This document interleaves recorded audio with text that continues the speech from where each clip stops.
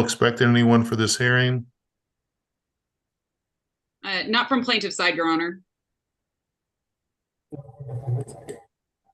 I can't hear you, Mr. Rothwell. I still can't hear you.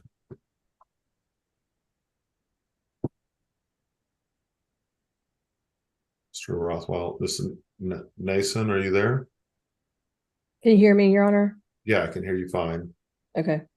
Mr. Rothwell, are you there?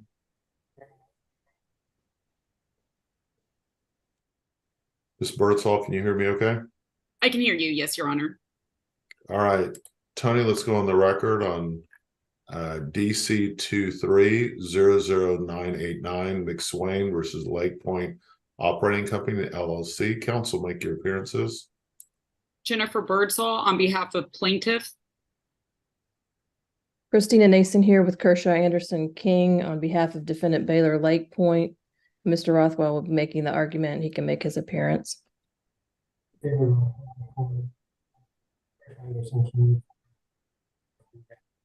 you hear him? I can't hear him. I can't hear him. Can't hear him.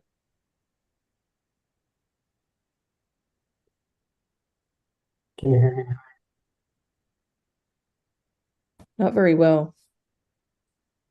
Sure. Apologize.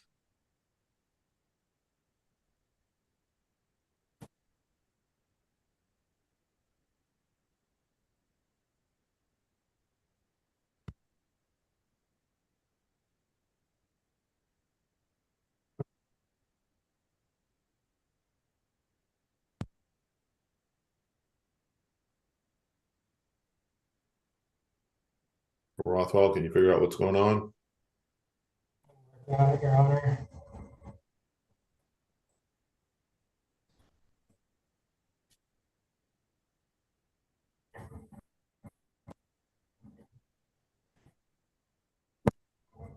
Can he join you in your office, Ms. Nason? No, I'm remote, Your Honor. Okay.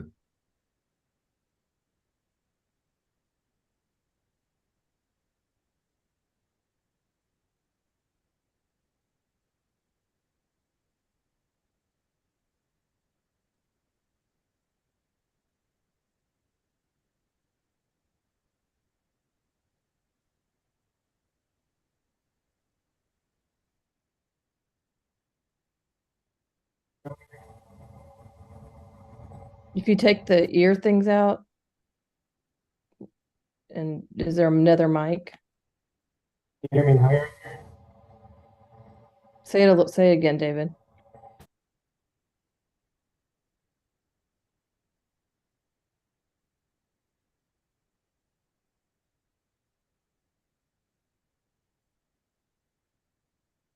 Is there a call-in that he could use, maybe? No. Really?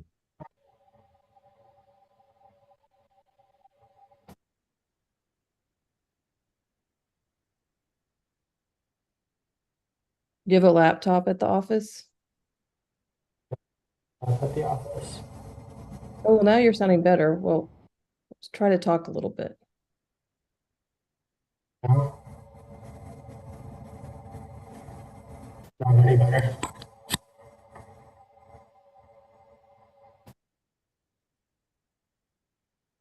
Do y'all want to reschedule the hearing or what do you want to do?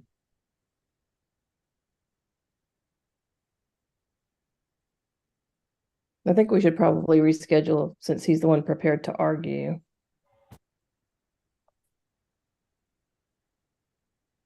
Ms. Birdsall, what is your preference?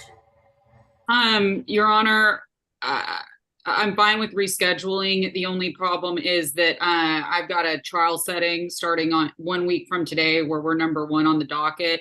I've got hearings scheduled tomorrow, Wednesday. I'm in mediation all day Thursday, and then 4-hour pretrial hearing Friday. So if we don't move forward today, I don't know if I would be able to get this worked out until after the trial setting. We're also starting a big trial tomorrow that's going to go the rest of the week.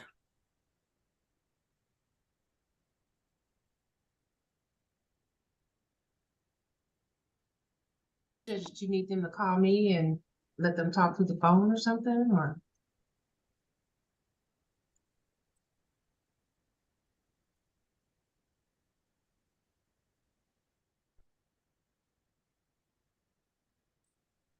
This hasn't happened in a while, so I'm open to suggestions.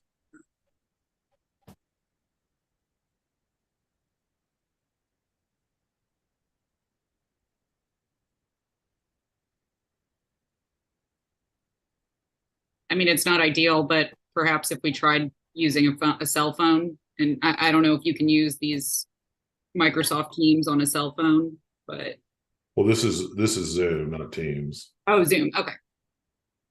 Can you zoom in on your cell phone, David?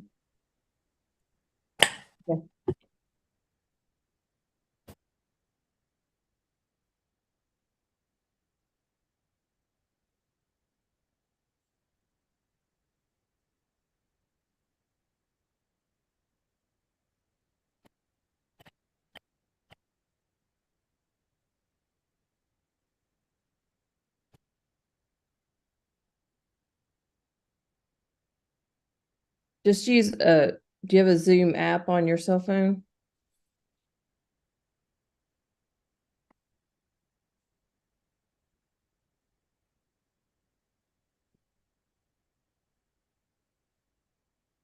He's reaching out to me asking for a telephone number.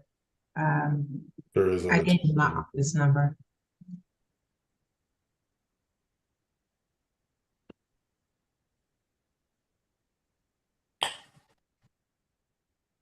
Hi, this is Rhonda with the 68th District Court. Can I help you? Hi, this is David Hoffman. Can you hear me? Yes, hold on just a moment. Let me turn this down. Okay, can you speak now? Yes, can you hear me? Yes. Can everybody hear us? Yeah, Yes. let's go. Let's go and go forward. Hold on, let me see if it. Can you guys hear us now? Yeah, we can hear you. Okay. You may proceed.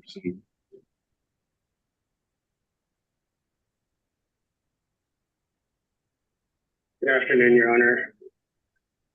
This case involved a pressure wound developing and is a medical malpractice case that falls under Chapter 74. Plaintiff has served a Chapter 74 expert report. However, due to this report,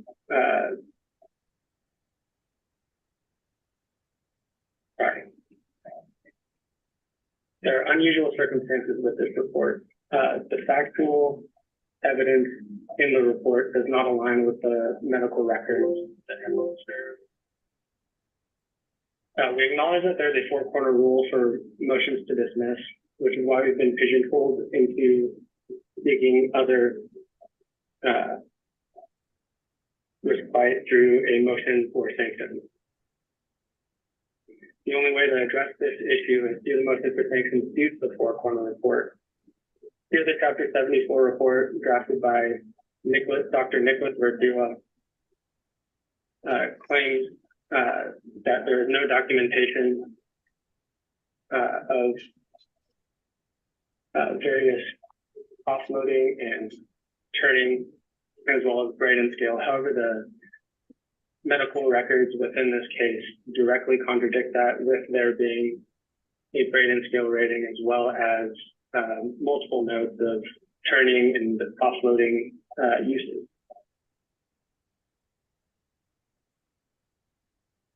I guess, how do you get around the four corners rule, though? I apologize, Your Honor. Can you please repeat that? How Just, do you just get- for the record, this is still a little garbled, but I'm doing the best I can, just FYI. Yeah, how do you get around the four corners rule? The four corners rule here applies to objections as well as motions to dismiss. We're here arguing for a motion for sanctions in an attempt to hopefully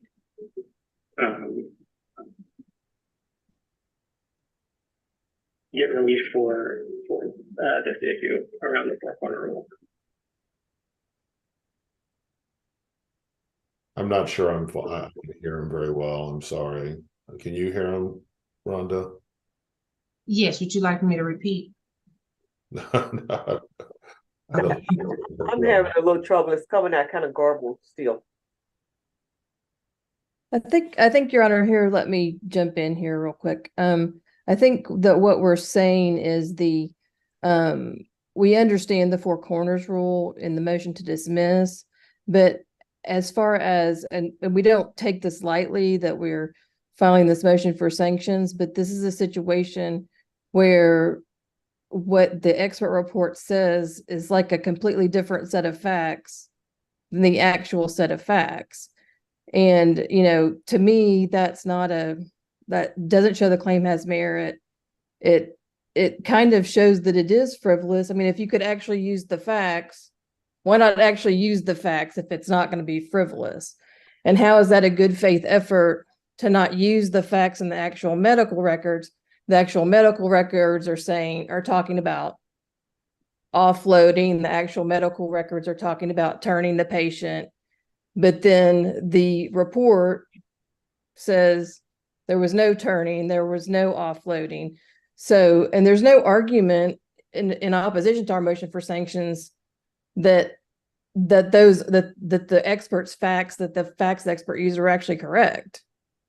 The argument in the motion for sanctions is just that the court can't look at it. So that doesn't seem to be something in good faith.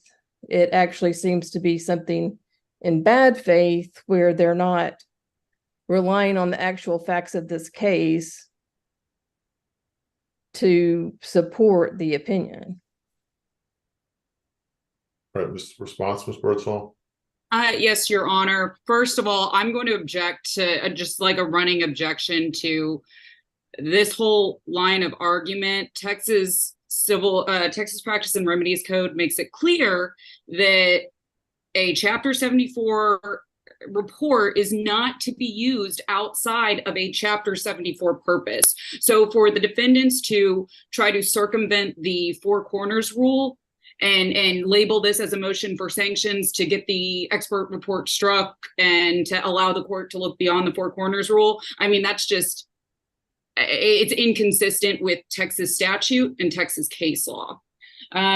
Just to briefly address, there is mention that Dr. Verdera was relying on the medical records and that this is an accurate report. And so I think counsel might be mistaken when they say that there's no response to the allegations themselves. But again, this argument shouldn't even be raised. The Muter case makes it very clear that in no way, no how should this argument be raised. The Fort Worth Court of Appeals, they've stated that even if you were to believe that there were inconsistent facts or statements, it is not the trial court's role to investigate and determine the truth or falsity of every single report. Can you imagine the backlog that would happen if that were the rule? And so to try and circumvent that and label it as a motion for sanctions, it's just not applicable. It's not, and defendants raise it as a motion for sanctions under two theories. First, that this is discovery abuse. Again, the Texas code makes it clear that besides required disclosures, discovery is stayed until after this Chapter 74 report is served. The rules go on to state that these reports cannot be used as evidence. They shouldn't be used in deposition, trial, or other proceeding, and they're not to be referred to by anyone in any course of action outside of the initial report phase. So this is clearly not discovery abuse. So then if you turn to the second argument of why what the defendants are saying, why the court should grant their motion for sanctions, it's under the court's inherent power. But the Texas Supreme Court has made it clear that there's a two-pronged test when determining if a court can or should grant sanctions. And part of that test, the first prong, is whether the conduct is sanctionable. And in this case, the four corners rule makes it clear this is not sanctionable conduct. Dr. Verdera says he relies on the medical records, and if defendants want to get into a fact dispute, that's not appropriate at this initial stage. And actually, what case law says is sanctionable is exactly what defendants are doing today in this court, taking up the court's resources and us having this hearing. And so that is why plaintiff, in their response to defendant's motion for sanctions, asked for sanctions. Ms. Nason, respond to their request for sanctions. Well, I think that those two cases that she references, the one out of the Fort Worth Court of Appeals, the Jackson case, that one is a case where there's two conflicting reports. Like there's a report about the doctors, and then there's a report about the nurses, and they conflict with each other. There was no motion for sanctions. That was just a Chapter 74 motion to dismiss situation. Same thing for the Houston Court of Appeals case. There was no motion for sanctions filed. And those cases are where the court's having to go and determine, like, here's a little fact dispute, here's a little something that, you know, might be factually different with what the nurses said and what the doctor said.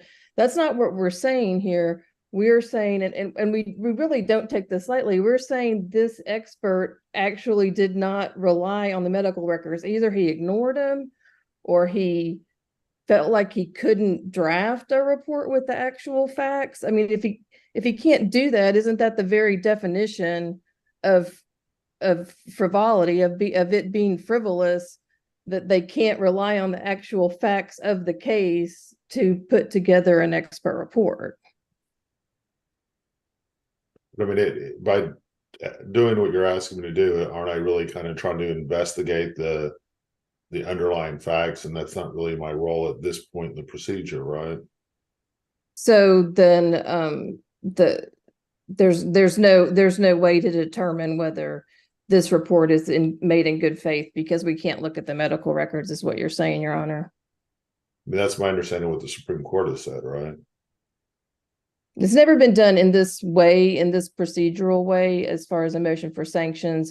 So, I mean, we don't think that what we're arguing is sanctionable. We're just saying that you know, if it's not being done in good faith, and it's not being done in a way that to show that the claims have merit, if you don't use any of the actual facts.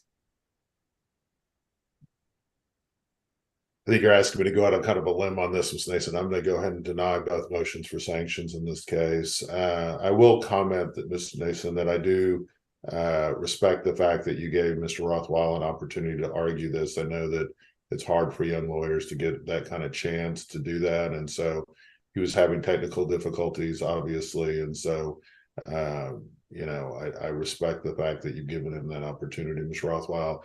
I know this didn't go very well. You know, obviously next time try to work on your on making sure your connection is good before you get on the Zoom. But you know, it's these things happen. Don't take it too hard. And just Ms. Nason, give me an order denying both motions for sanctions. Share it with Ms. Birdsall. Make sure it says at the beginning that this was heard on October 30th, 2023. And then share that with Ms. Birdsall and try to get that into me by this Thursday. Okay. Okay, I will, Your Honor. All right. Anything else we need to chat about?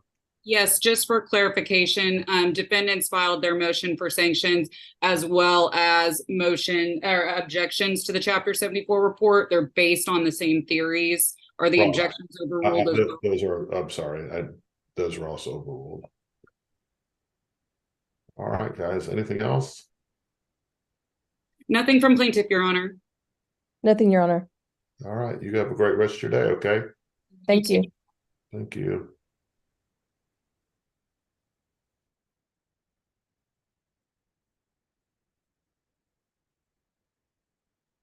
That was kind of a mess, huh? I felt